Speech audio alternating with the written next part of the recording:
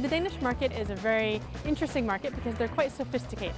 So the Danes look for niche products that Canada can bring because they have a very sophisticated palate. So they're very used to different tastes and different textures in their food, and they really look for that.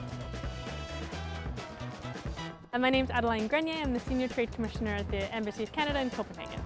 Denmark's a relatively small market, so we're about 5 million people. The competition is not quite as large. Once you get in, it's the getting in that's a little more difficult.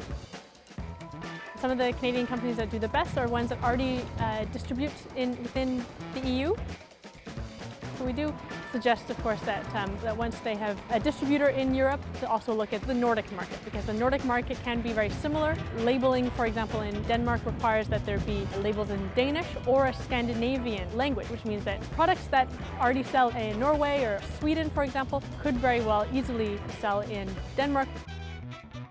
Some of the Canadian products that the Danes really like would be maple syrup, for one. The Danes do have a sweet tooth. Bison is another one that's actually quite interesting. It is a niche seller in Denmark.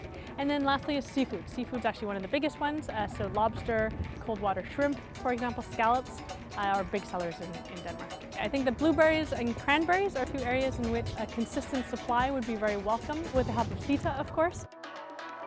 The Danish market can be difficult to penetrate. There's only a few major retailers that then cover quite a large market. And so once you get into some of the major retailers, then you actually can reach a fair amount of the Danes. That's what we're here for. Of course, the Trade Commissioner Service in Copenhagen is more than willing to help make those introductions.